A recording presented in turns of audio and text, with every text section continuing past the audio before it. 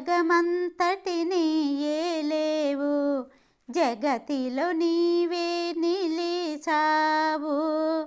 అభిషేకాల ఓ సిముడా, పిలిసిన తలసిన పలకవురా, నరులకు నీవు అందవురా, నాటకాలనే ఆపవురా.